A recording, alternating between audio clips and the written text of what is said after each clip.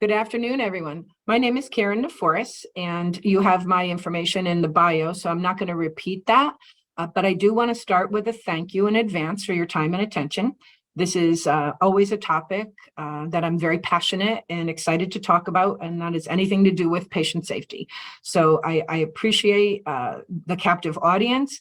My hope is that even if this is material that is familiar to you, that it will perhaps reinvigorate you, give you that energy and motivation that you need to continue this really very challenging effort that we have in our healthcare industry to improve the care delivery systems that faces us. And if it's material that you haven't been introduced to before, that perhaps there are one or two ideas that will resonate with you, that you will take back to your practice and to your setting. So I want you to know there are lots of videos and links that are embedded for you. We won't have time to go through all of those today, but they are here for your future reference when you have time, if some of the material that I'm talking about is new to you. So quickly, just reviewing the objectives, we'll talk a little bit about patient safety in the ambulatory setting, some of the stats and some of the challenges. Go into some guidance from our industry experts, and what are our national experts recommending. And I would like to focus particularly today on two really important recommendations, and that's the safety culture itself, kind of what we need to do to improve that culture, and then the concept of creating a learning system within our culture.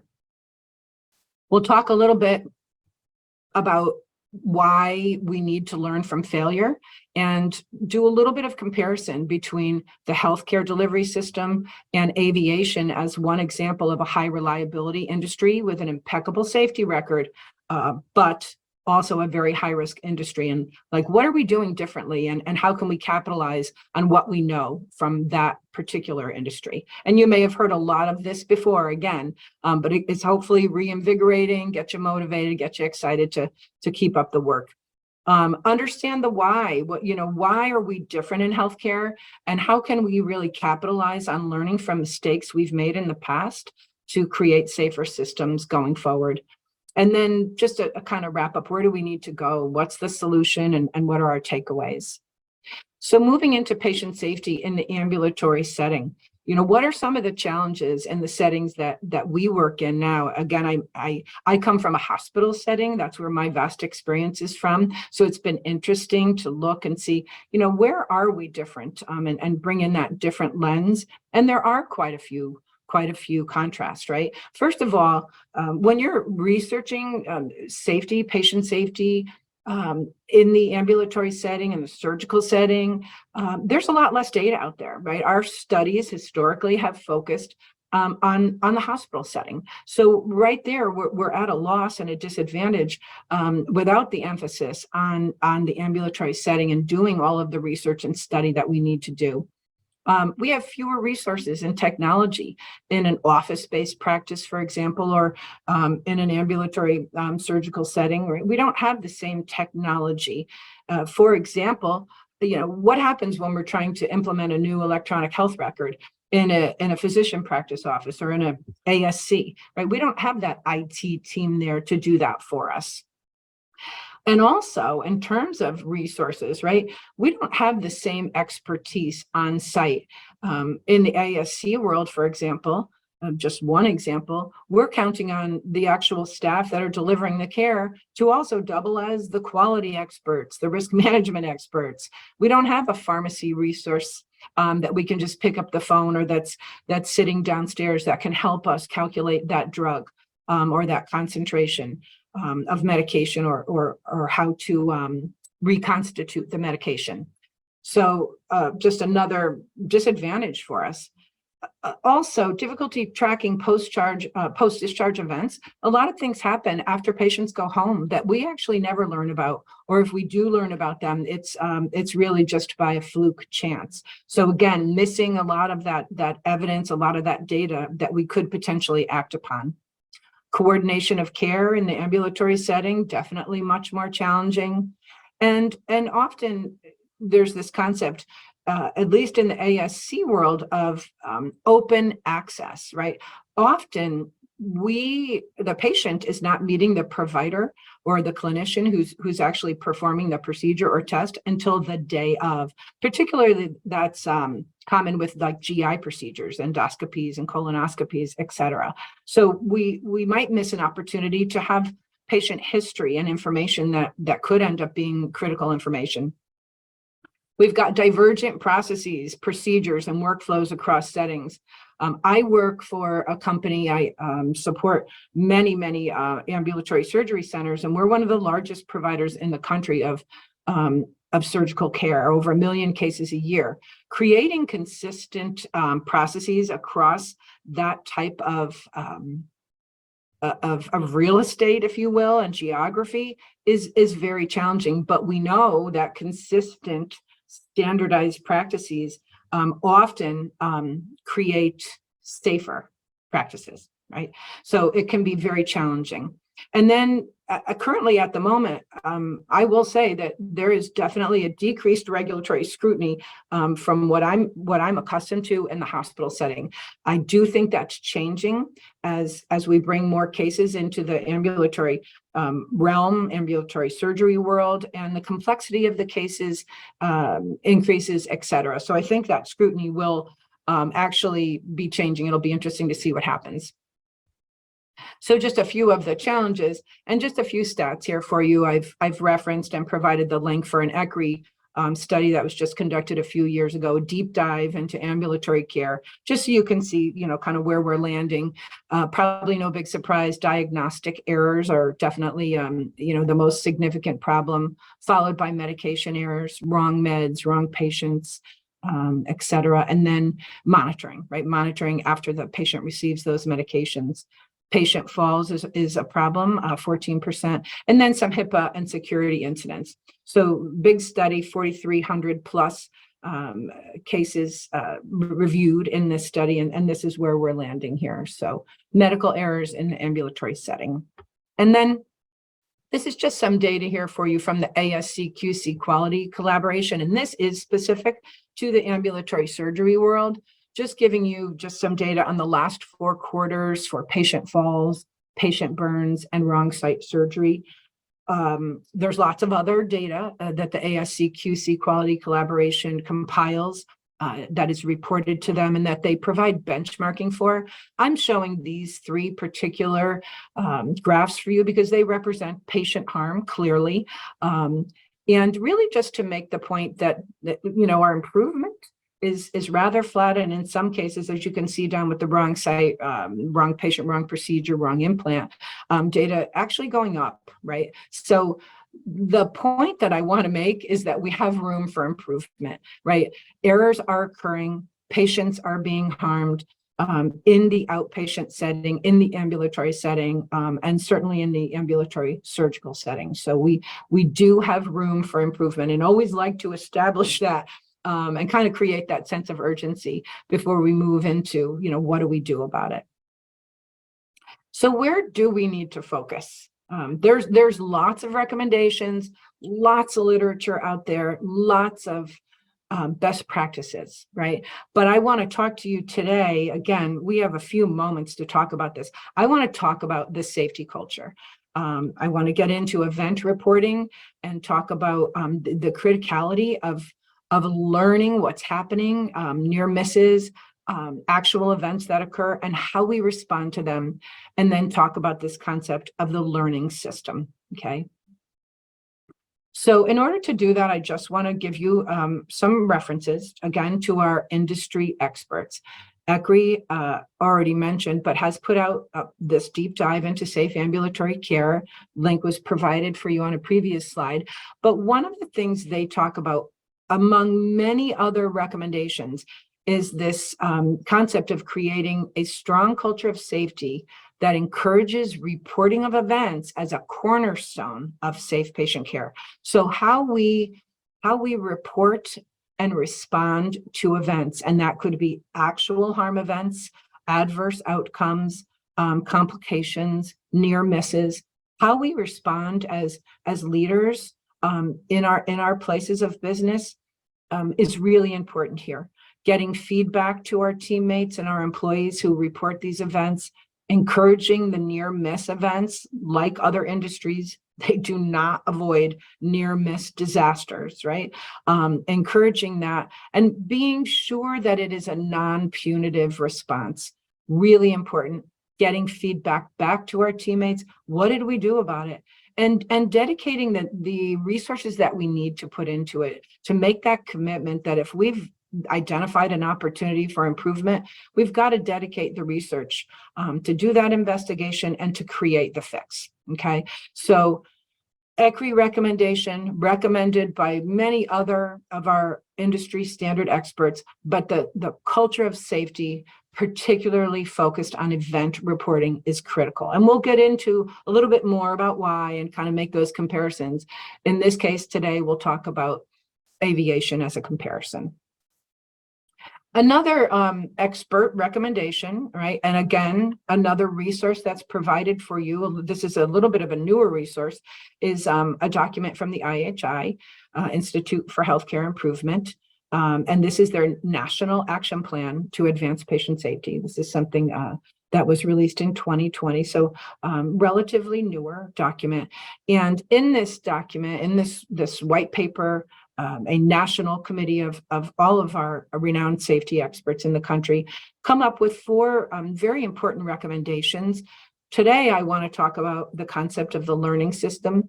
I do want to mention, though, in their 4 recommendations, and there are lots of tactics and strategies here for you to evaluate. They also talk about that safety culture, the governance, the safety culture as number 1. They talk about workforce safety, and patient and family engagement. And then they talk about this concept of a learning system. You will see this in many other documents, the concept of a learning system.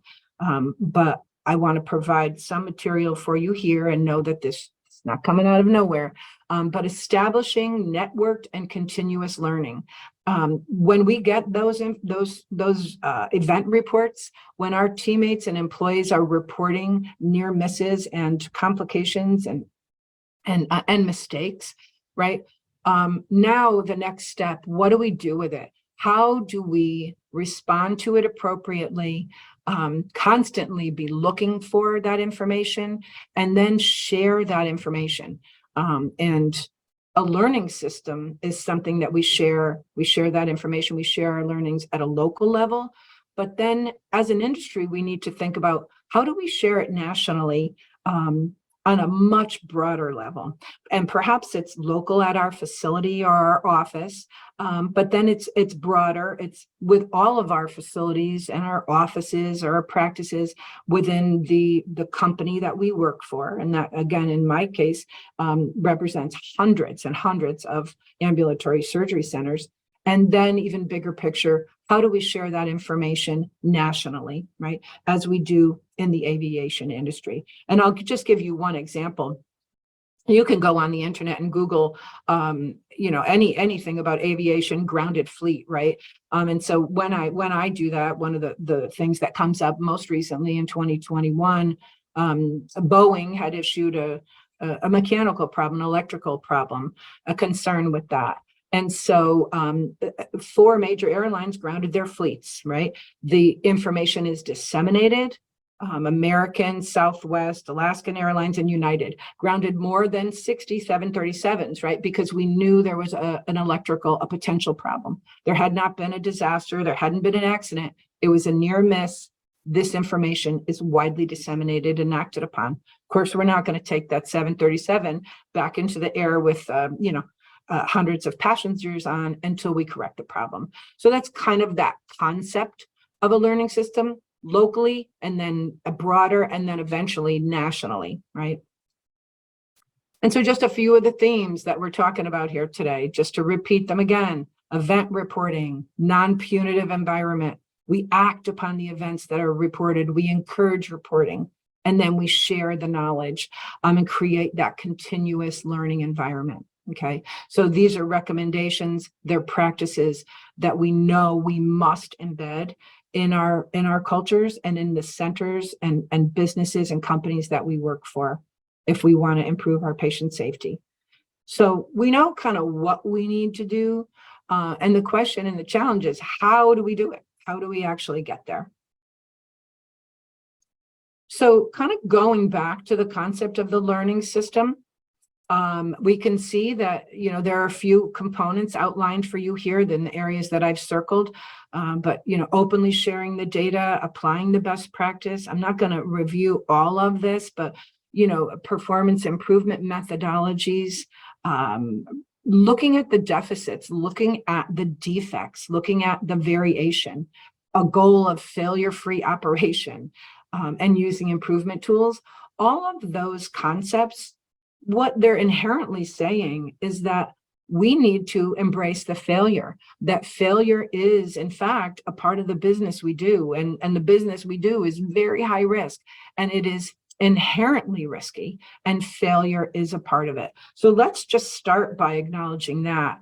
And by the way, the link for you for the framework for safe, reliable healthcare from the IHI is also provided for you there. So great document for you to look at. But let's accept the failure. It's part of what we do. And I want to talk to you today a little bit more about that concept of embracing the failure. I've included here a reference to a book that I just recently read this year by Matthew Syed, and it's called Black Box Thinking. And you can see the quote here that I've listed. A failure to learn from mistakes has been one of the single greatest obstacles to human progress. So not just healthcare, but healthcare is just one strand in a long, rich history of evasion. Confronting this could not only transform healthcare, but business, politics, and much else. A progressive attitude to failure turns out to be a cornerstone of success for any institution.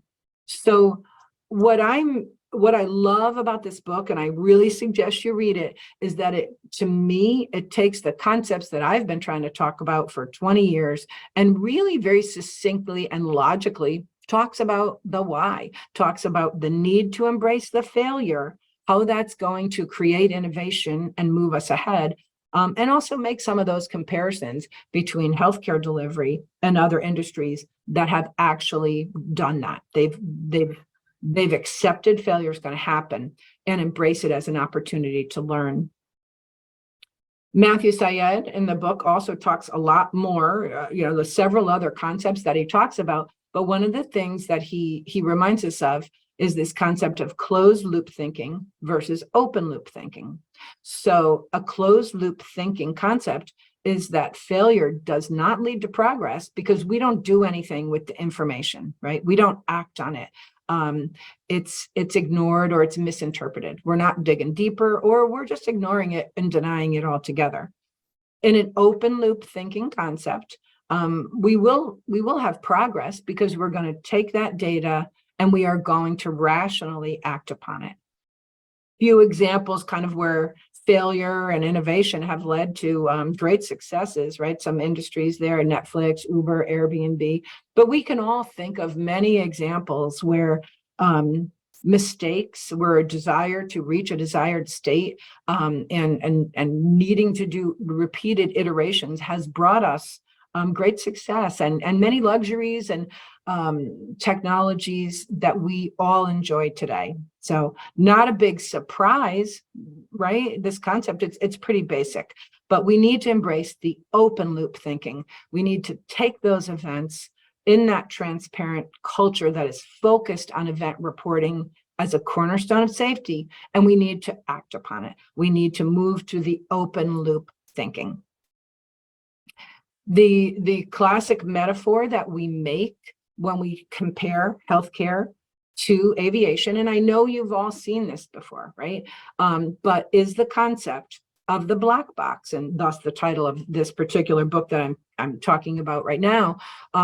But look at what we've learned from black box technology, right? We've got a flight data recorder, we've got cockpit, voice recordings. So we're looking at the technology, we're looking at the mechanics, we're looking at the data, and we're also looking at the conversation in the cockpit. We're looking at how the humans are interacting, how the team is interacting. And, right, these things they're in titanium boxes that we can lose them in the ocean and they're going to beep for 30 days. There's all kinds of measures that are put in place so we can take the mistakes, the near misses, and the actual disasters and prevent them from happening again. So, wrapping that concept about the failure up, just want to leave you with this quote from Thomas Edison. I have not failed 10,000 times. I have not failed once. I have succeeded in proving that those 10,000 ways will not work. When I've eliminated all the ways that will not work, I will find the way that will work, right? So we need to stop denying, and addressing the failure as an opportunity, as we see in aviation. And I'm going to just give you a few more examples now, kind of comparing healthcare to this particular high reliability industry, right? An industry that has a very, very high inherent risk, but also profound safety records, right? We know it's the safest way to travel. Before I get into it, I can't help but resist to make the point. Think about, to me, how astounding that is. The goal of aviation, the goal of their industry is to transport people. The goal of healthcare is to make people better and keep them safe and protect them, to actually protect their human person, right? And obviously we get it. Aviation, commercial aviation isn't going to be successful in transporting people if they don't have safety. But in healthcare, we've got a bit of a challenge to kind of identify both as priorities, right? Taking care of the person and creating the safest systems possible. So just a few comparisons. So statistics, right? In healthcare, many of you on this call, you know the statistics and you can read them. I won't read them over to you, every bullet point that I have here, but in essence, we all know that pre-COVID, preventable medical error is the third leading cause of death in the United States. Take COVID out of the equation, right? But multiple studies that have backed that up. We've had studies, by Johns Hopkins and the Institute of Medicine kind of, put this all out here for us in 1999, right? With To Err is Human. And we realized how many preventable deaths were occurring every year. And at the end of the day, that would be the equivalent, and it might sound cliche at this point to some of you, but of 2 jumbo jets crashing every 24 hours, right? Because we've heard it a lot of times, but it works, right? Because would you get on that airplane? I used to be very afraid to fly, by the way, very afraid, but I do it all the time now. And I am very reassured by the profound safety records on the other side of the aisle that I'm going to talk about here, and that is comparing us to aviation. So if we look back at the beginning kind of the history, right? Back in 1912, we had Army pilots in peacetime, 50% of them were dying, right? And there's a lot of stats here, but by 2013, we're at a rate of 1 accident per 2.4 million flights. There are other stats here. I'm not going to read them all to you. You can look at those afterwards, but I think this graph here really is a great illustration. You don't even need to look at the years, but we start in 1961 and end at 2021 with yearly fatal accident rate per 1 million flights. So you can just see the illustration of where we've gone with the history of commercial aviation. And one of the reasons is their ability to look at what went wrong and to be obsessed with the fact that things can go wrong and to prevent that. So that kind of gets us into the culture, right? The healthcare culture versus the aviation culture. What is different about our cultures? Why aren't we doing that? And yes, there's a lot of differences between the healthcare delivery system and aviation, right? We get it, but we're trying to just get down to the meat and potatoes, the bones of what is different in our culture, right? We are trained in healthcare, especially, providers, clinicians, doctors, nurses, and other ancillary care providers, to be caregivers. We're caregivers. So when things go wrong, when we make mistakes, It's actually a threat to our perceived confidence, and it's a threat to how others perceive our confidence, right? Achieving clinical excellence, we often equate to our perception of our actual competence and how others are perceiving us. So it's very threatening, right? It's an ego threat also in many ways, right? Because we're trained, do no harm. So if we harm, we are not successful in our position. We also have the culture of the blame. That concept of closed loop thinking. We punish people for failures. We punish teammates and employees for failures. And often when there is a complication, an unexpected outcome with a patient, something that we just didn't expect to happen, we say it was a one-off. Well, that was just an unanticipated outcome, perhaps due to the patient's underlying condition that we had no knowledge of. These things happen. Read Matthew Syed's book. He gives a great example in there of that. So those are some of the things that are inherent in our culture as healthcare providers and in our healthcare delivery system. When we compare to aviation, they have a profound respect for complexity. One of the characteristics of a high reliability organization, and there are 5, and I'm sure most of you know them, but one is preoccupation with failure, right? So expecting the disaster, expecting the failure, having the backups and contingency plans, and recognizing that these things are very likely to happen. So how do we be proactive and prevent them? And then again, viewing that failure as an opportunity for improvement. We never ignore the data, and particularly near miss data. We don't ignore it if 2 planes almost collide, right? That's a near miss, but we act on it in the aviation industry. Interesting that investigators, when bad things do happen, are typically independent of the airline, right? They're a neutral party coming in and investigating some of those adverse outcomes and unanticipated outcomes. There's real-time data monitoring. There's things happening right as those planes are in the air, right? So we're looking at data. We're also using the black box data, right? Sometimes looking back after the fact, but we're always using that when bad things happen. Again, the near miss, very important to act on those near miss events. And also when we make changes in the aviation industry, these aren't, well, let's try this and what do we think will happen? Those are tested in a simulated environment. And think about our healthcare environment where, especially in the ambulatory care setting, as I've mentioned, we're counting on really frontline staff who aren't trained necessarily for the most part, right, in systems improvements, how to actually dissect, to really conduct a thorough and robust root cause analysis, and then create a system fix, right? So lots of challenges and lots of differences between the two as it relates to our culture. I don't have time to show you this video, but I do have a simulated video. I think it's 6 minutes of this United Flight 173. And I want to talk to you about this particular flight that was one of the most important accidents in aviation history as an example of harnessing the failure and learning from it. In summary, this was a flight. The captain was ready to retire. I think it was in the 70s. And there was a malfunction with a panel, a light on a panel indicating whether the landing gear had actually come down and was fully locked and engaged.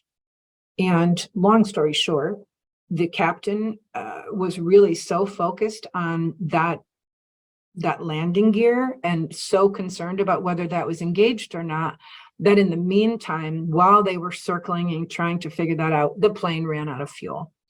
A few of the interesting takeaways, 2 crew members in the cockpit were trying to escalate that concern.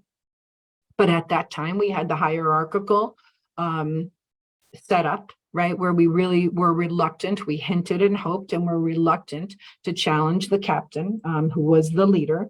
But we also learned that in times of duress and stress, when malfunctions occur, our brain behaves in ways that we don't anticipate. And this loss of situational awareness, this captain who survived this accident, actually, he thought there must have been some other malfunction, because there's no way that as much time had lapsed than the time that actually did lapse for them to run out of fuel. So lots that we learned there. And one of the great takeaways was crew resource management training. So watch the video if you can, it's 6 minutes. But the concept of crew resource management training came out of this, right? Where we teach these teammates, these crew members in aviation, how to interact. That has translated in recent years to one example is team steps training, team steps to enhance performance and patient safety. And that's something that we've done in the healthcare industry now for several years, right? Teaching our teammates, our doctors, our nurses, et cetera, how to communicate and work together. So a classic example from healthcare of how we can learn from our failures that is industry-wide, that is worldwide now, okay? So why are we so failure averse? What's going on in healthcare? Well, I've already mentioned it, right? We've got internal fears of failure and we have external fears of failure, excuse me.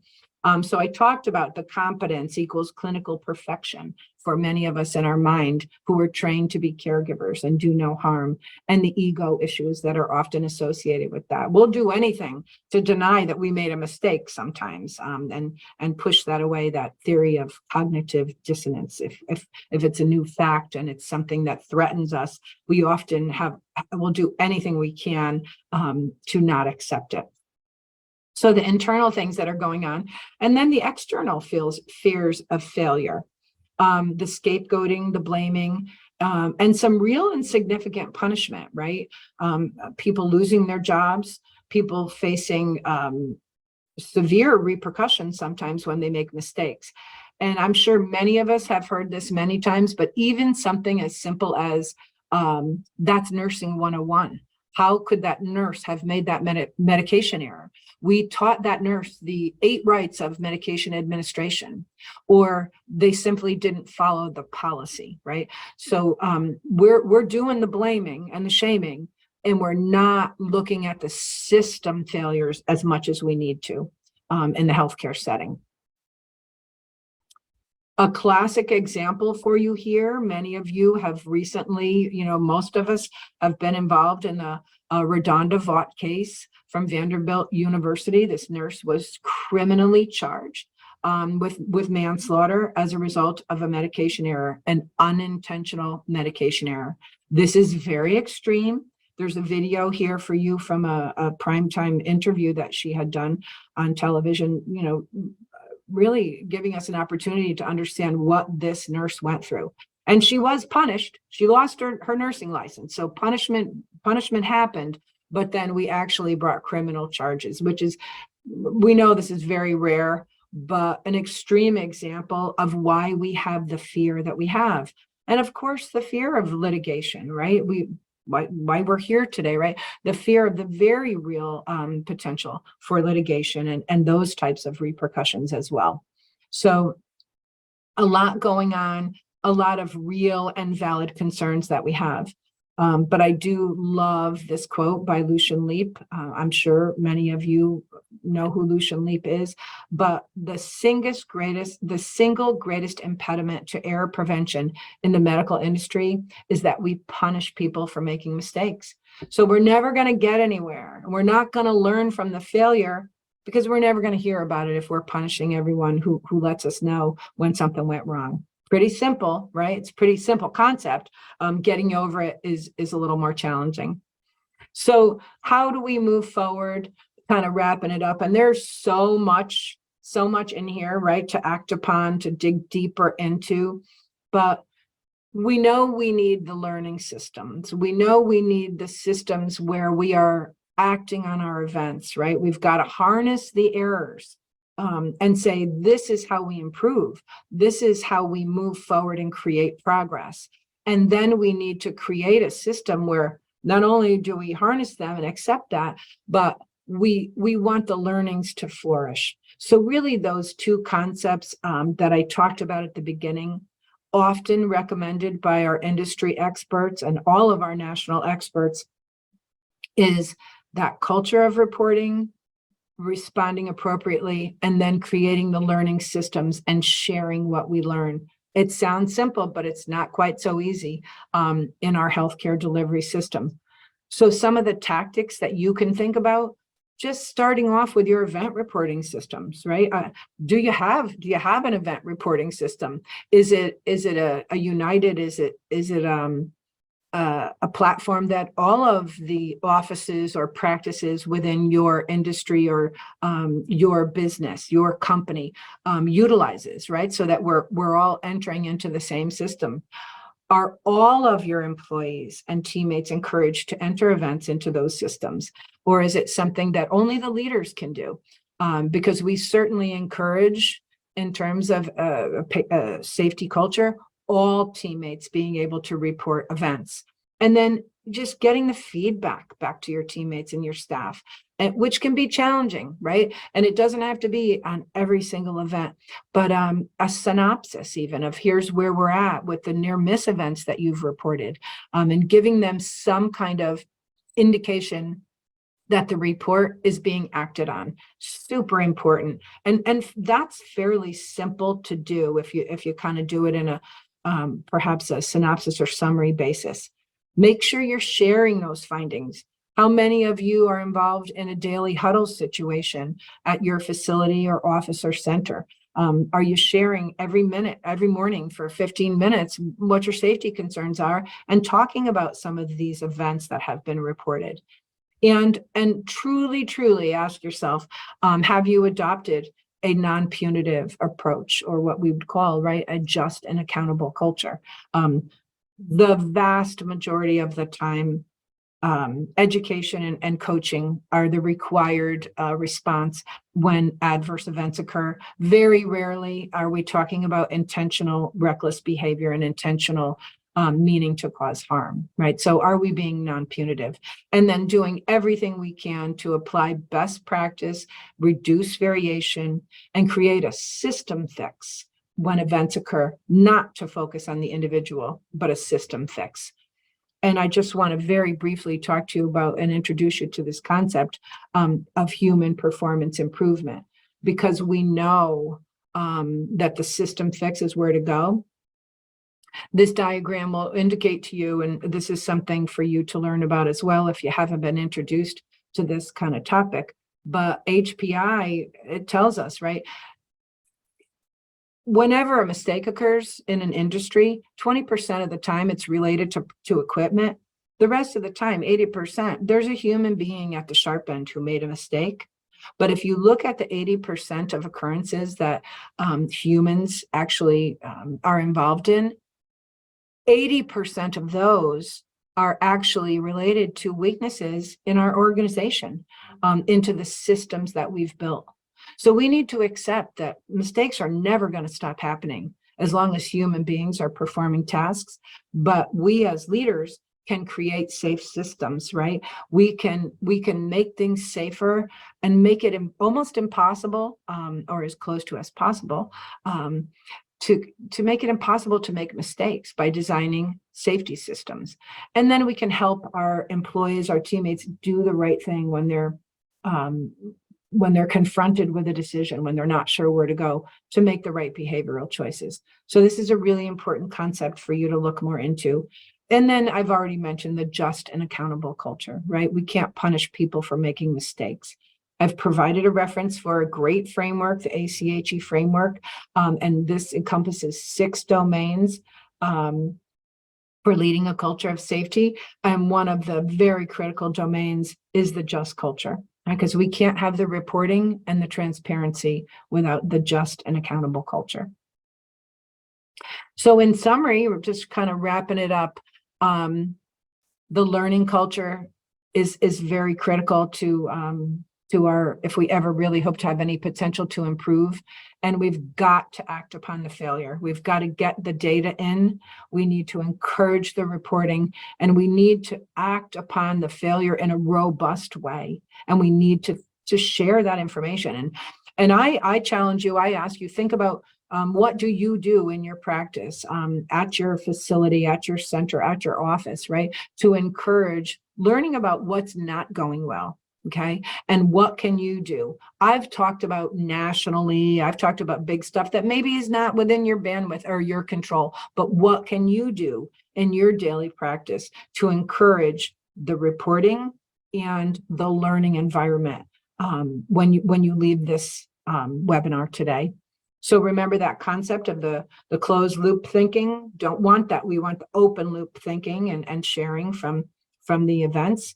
And we really want to continue to adopt those practices from other high reliability organizations. So remember the concept of human performance improvement. We're not gonna make the mistakes stop happening. So we need to harness that information, and we need to prevent the harm events from occurring, right? And focusing on the near miss events is also critical. So the just and accountable culture.